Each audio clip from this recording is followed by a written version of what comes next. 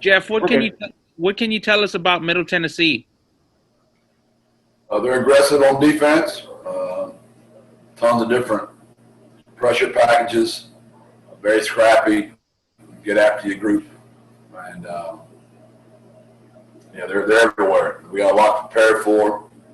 Offensively, they run a lot of stuff too. They do a lot of stuff, a lot of schemes, a lot of plays, and we got a short week to get ready for a lot of stuff. How would you say your offensive line played this past week? I love my guys, and I appreciate them, but it was not to our standard for sure. Was that just a function of the opponent, or is there some stuff you guys have to clean up? Both. It's the first time we've seen a four down front. We're an odd. Texas State's a version of an odd. So that was tough on the guys. SFA's personnel was good. They had good players up there, and we didn't play very well. And we were smelling ourselves, and we ate the cheese. We didn't get better from week 1 to week 2, which is not usual. Usually you get your most improvement during those 2 weeks, and we took a step backwards.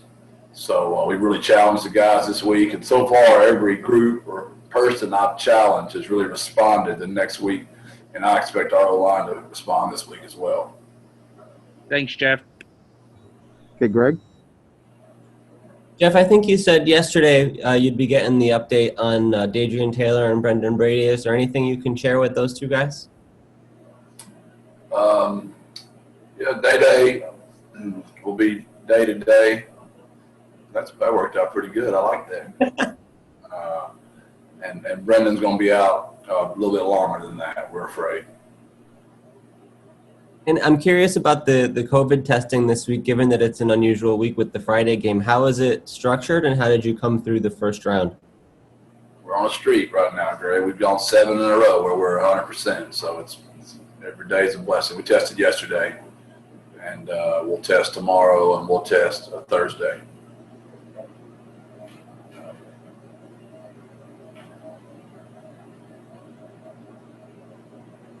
Okay, Hector, you're up. Hey, Coach, good morning. Good morning, Hector.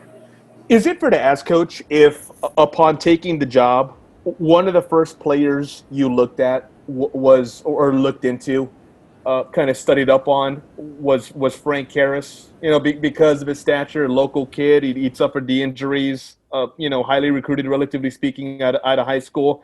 Is it fair to ask that, Coach, or fair to say that? I didn't. I didn't treat any of them differently. I didn't want any preconceived ideas. Obviously, everybody offered me their opinions, and I just basically said yes, sir, and no, sir, or yes, ma'am, and no, ma'am, and really wasn't listening to anybody because I wanted to make my own opinions. And I watch everything. I watch which one of my kids, when they're walking across the street to the practice field, lets cars go by, and which ones don't let them go by. I just watch little bitty things on people.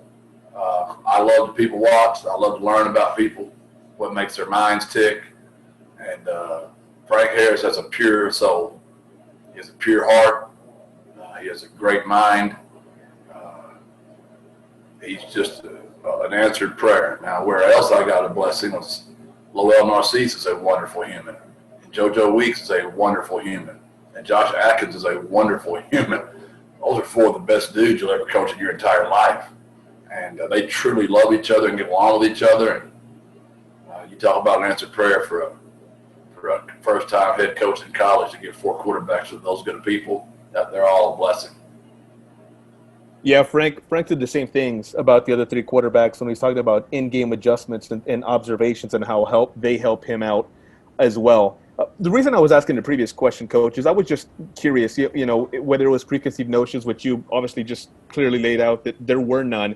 If you could speak to growth that you might have seen in Frank from the moment you got here and the moment you got to meet him to now. And I know it's a tough question because you've known him for less than a year, and then under these most unique of circumstances where there wasn't spring ball. But if you've seen whatever it might be, a difference in Frank from day one to where he is right now.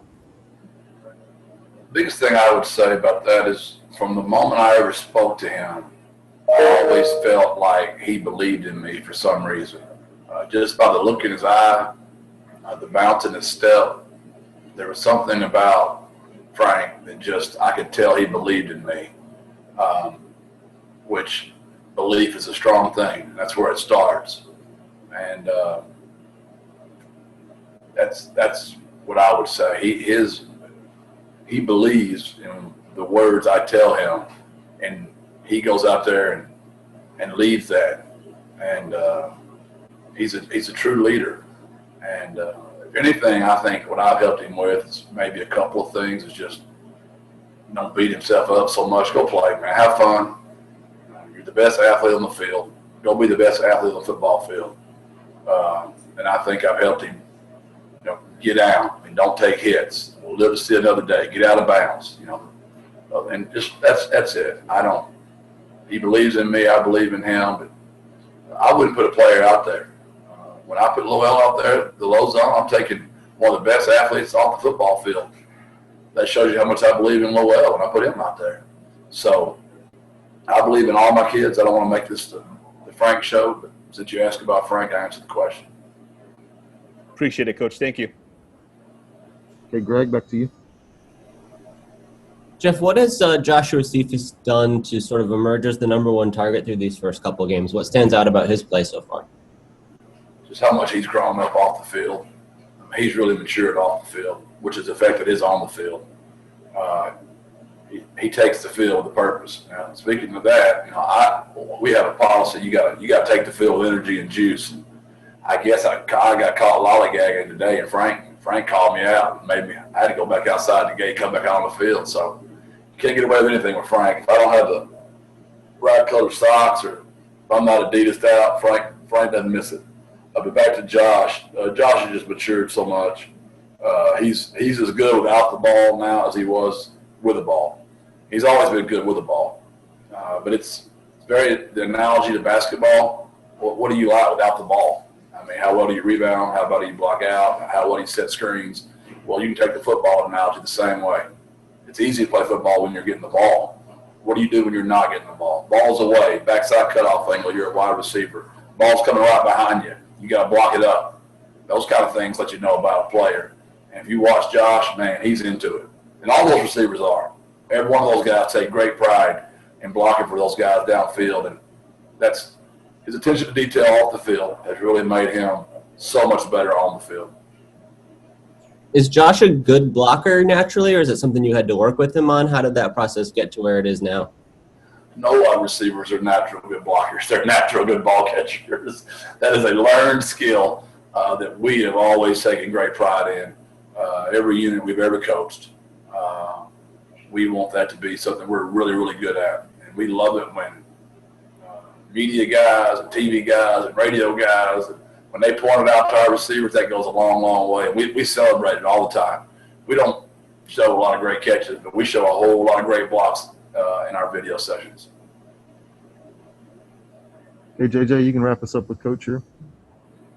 Jeff, does it mean anything that this game is now considered your conference opener? Obviously, it takes more importance because it's a conference game, but we really don't stress the opponent very much. Obviously, we've got to scout on JJ, and we got to know what they do, but we're working on UTSA. If you watch us play on Saturday, we got a lot of stuff to fix, and we got to fix us. And I have enough confidence in our players and our coaching staff that we'll just take care of us. We'll start stacking some wins together consistently, but right now and forever, we just got to keep working on us and winning the day every day.